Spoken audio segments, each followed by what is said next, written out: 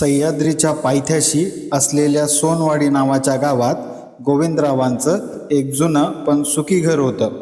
घर मोठं नव्हतं, मात्र अंगणात तुळशी वृंदावन, मागच्या बाजूला आंब्याचं झाड आणि ओसरीवर कायम ऐकू येणारा घरच्यांचाच हसण्याचा आवाज, यामुळे ते घर गावात प्रसिद्ध होतं.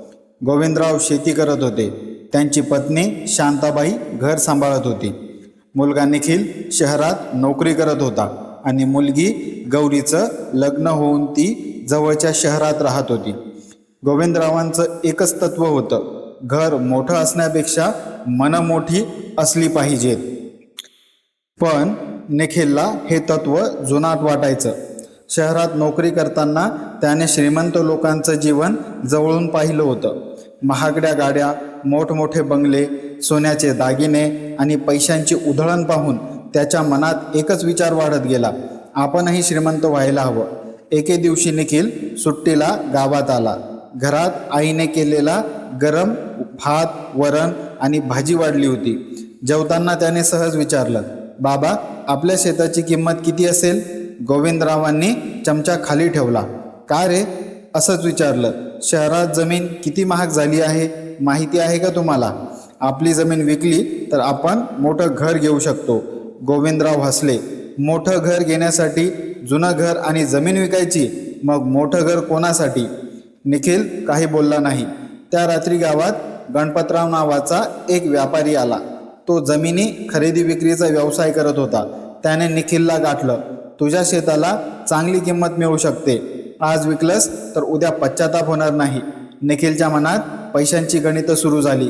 काही दिवसातच त्याने वडिलांना जमीन विकण्याचा आग्रह सुरू केला. गोविंदरावांनी ठाम नकार दिला. निखिल चिडला. तुम्हाला पैशाची किंमतच नाही. शांताबाईने मुलाला समजावलं, मुला, पैसा हवा असतो रे, पण पैशासाठी माणसं गमावू नकोस. निखिल शहरात परतला, पण त्याच्या मनात पैशाची भूक आणखी वाढली. काही महिन्यांनी त्याला एका जुन्या सोन्याच्या व्यापाराची माहिती मिळाली. व्यापाऱ्याने सांगितलं की गावाजवळच्या डोंगरात जुन्या काळी सोन्याच्या खाणी होत्या. निखिलला वाटलं, जर तेथे खरंच सोनं मिळालं तर आयुष्य बदलून जाईल. त्याने काही मित्रांसोबत डोंगरात शोध सुरू केला. एका संध्याकाळी त्यांना एक जुन्या दगडी गुहेत मातीखाली काही चमकताना दिसलं. सोन्याचे जुने दागिने. निखिलच्या डोळ्यात लोभाची चमक आली. आपलं आयुष्य बदललं. त्या रात्री तो घरी आला आणि वडिलांना न सांगता त्या वस्तू लपवून ठेवल्या. दुसऱ्या दिवशी पुन्हा गुहेत गेला. यावेळी त्याला काही सोन्याची नाणी मिळाली. आता त्याला शेती, नोकरी, घर कशाचीच किंमत वाटेनाशी झाली. तो दिवस रात्र सोन्याच्या शोधात फिरू लागला. शहरातील नोकरी त्याने सोडली. गौरीने फोन करून विचारलं, दादा, तू नेमकं काय करतोयस? लवकरच तुला कळेल.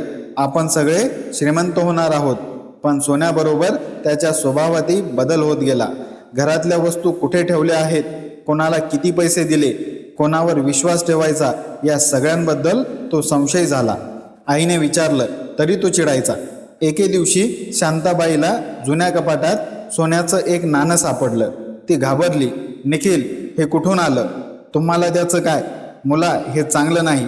प्रामाणिकपणे मिळालेलं नसेल तर घरात संकट आणेल. निखिल संतापला. तुम्हाला काही समजत नाही.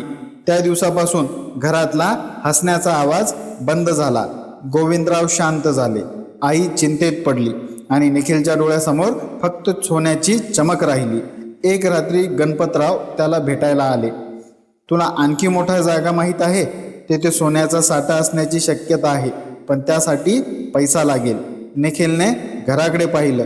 त्याच्या मनात एक धोकादायक विचार चमकून गेला. घर विकलं तर? गणपतराव हसला. मग सोनं तुझं आणि भविष्यही तुझं. निखिलने त्या रात्री निर्णय घेतला. त्याला वाटलं सोनं मिळालं की घर पुन्हा बांधता येईल, पण त्याला माहीत नव्हतं कधी कधी सोनं मिळवताना माणूस घरच गमावतो. निखिलने दुसऱ्याच दिवशी घर विकण्याचा निर्णय वडिलांसमोर ठेवला. बाबा, हे घर विकूया. पैशातून डोंगरातली जमीन घेऊ. तिथे सोनं आहे. आपलं आयुष्य कायमचं बदलणार आहे. गोविंदराव काही क्षण त्याच्याकडे पाहत राहिले. निखिल, सोनं कुठं आहे हे तुला माहीत नाही, पण हे घर कोणाचं आहे हे तुला माहीत आहे? आपलं नाही. गोविंदराव शांतपणे म्हणाले, हे घर फक्त भिंतींचं नाही, तुझ्या आईच्या कष्टांचं, माझ्या आयुष्याचं आणि तुमच्या बालपणाच्या आठवणींचं आहे. निखिलने त्यांचं म्हणणं ऐकलं नाही. त्याने गणपतरावांकडून मोठी रक्कम उधार घेतली आणि घर विकण्याचा व्यवहार सुरू केला. कागदपत्रांवर सही करण्यासाठी तो वडिलांवर दबाव आणू लागला. शांताबाई रडत म्हणाली, मुला, घर विकू नकोस. पण निखिलच्या मनावर लोभाचं सावट पडलं होतं. तुम्हाला काही समजत नाही. काही महिन्यात मी तुम्हाला यापेक्षा 10 पट मोठं घर देईन. गोविंदरावांनी सही करण्यास नकार दिला. निखिल संतापून घर सोडून गेला. त्या रात्री त्याने गणपतरावांकडून आणखी पैसे घेतले आणि डोंगरातील गुहेत मोठ्या उत्खननाचं काम सुरू केलं. काही दिवस माती, दगड आणि अंधार याशिवाय काहीच मिळालं नाही. मग एके दिवशी त्याला एक मोठी धातूंची पेटी मिळाली. निखिलच्या अंगावर रोमांच उभे राहिले. पेटी उघडली. आत सोन्याची काही नाणी आणि जुने दागिने होते. मी जिंकलो. त्याचा आनंद क्षणभर टिकला, कारण त्या पेटीत एक जुना कागदही होता. त्यावर लिहिलं होतं की हे धन एका जुन्या व्यापाऱ्याने संकटाच्या काळात लपवून ठेवलं होतं. मात्र त्याच्या खाली एक वाक्य कोरलेलं होतं, ज्याच्या मनात लोभ असेल त्याच्यासाठी हे धन शाप ठरेल. निखिलने ते वाक्य हसून बाजूला केलं. त्याने सोनं विकण्यासाठी शहर गाठलं, पण तिथे पोलिसांनी त्याला थांबवलं. जुन्या वस्तूंच्या बेकायदेशीर उत्खननाबद्दल चौकशी सुरू झाली. निखिल घाबरला. गणपतरावाने त्याला मदत करण्याऐवजी सगळा दोष त्याच्यावर टाकला.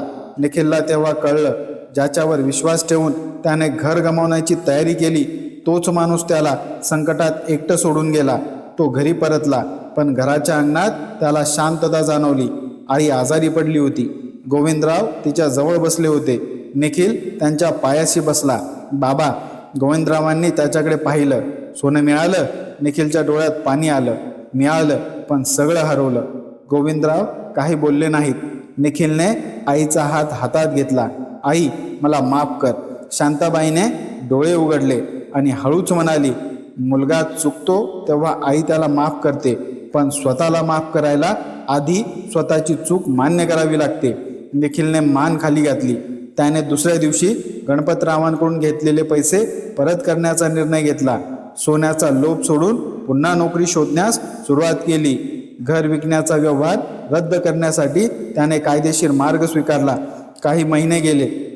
निखिलला पुन्हा शहरात नोकरी मिळाली. त्याने प्रामाणिकपणे काम करून कर्ज फेडायला सुरुवात केली. दर महिन्याला तो आईवडिलांसाठी पैसे पाठवू लागला. 1 वर्षानंतर घराची ओसरी पुन्हा हसण्याने भरली. गौरी ही मुलांसह माहेरी आली होती. अंगणात तुळशीपाशी दिवा लावला होता. शांताबाई स्वयंपाक करत होती आणि गोविंदराव नेहमीप्रमाणे ओसरीवर बसले होते. निखिलने घराकडे पाहिलं. त्या जुन्या भिंती आता त्याला सोन्यापेक्षा मौल्यवान वाटत होत्या. तो वडिलांना म्हणाला, बाबा, मला एक गोष्ट समजली. काय? सोनं घर श्रीमंत करत नाही. घरातली माणसं श्रीमंत असली की घर श्रीमंत होतं. गोविंदरावांच्या डोळ्यात समाधान होतं. त्यांनी मुलाच्या खांद्यावर हात ठेवला. हीच खरी कमाई आहे. त्या दिवसानंतर निखिलने कधीही सोन्याच्या मोहाकडे वळून पाहिलं नाही. त्याला समजलं होतं की पैसा जीवनासाठी आवश्यक आहे, पण जीवनाचा मालक पैसा झाला तर माणूस स्वतःच्या घरातच परका होतो. आणि त्या जुन्या घराने त्याला एक कायमचा धडा दिला. सोन्याच्या चमकदार कणापेक्षा घरातील माणसांच्या डोळ्यातील प्रेमाची चमक अधिक मौल्यवान असते. कारण सोनं हरवलं तर पुन्हा कमवता येतं, पण सोन्याच्या मोहात हरवलेलं घर आणि तुटलेली माणसं पुन्हा मिळवणं नेहमीच शक्य नसतं. मित्र आणि मैत्रिणींनो, ही कथा तुम्हाला आवडली असेल तर लाईक करा, शेअर करा, कॉमेंट करून तुमचं मत नक्की सांगा आणि आमच्या चॅनलला सबस्क्राईब करा. कथा पूर्ण ऐकल्याबद्दल तुम्हा सर्वांचे मनपूर्वक धन्यवाद. जर या चॅनलवरती आपण नवीन आला असाल तर बेल नोटिफिकेशन नक्की सुरू करा. त्यामुळे येणारा प्रत्येक नवीन व्हिडिओ सर्वात पहिले तुम्हाला ऐकायला आणि वाचायला मिळेल. भेटूया पुन्हा अशाच एका नवीन कथेसोबत. धन्यवाद.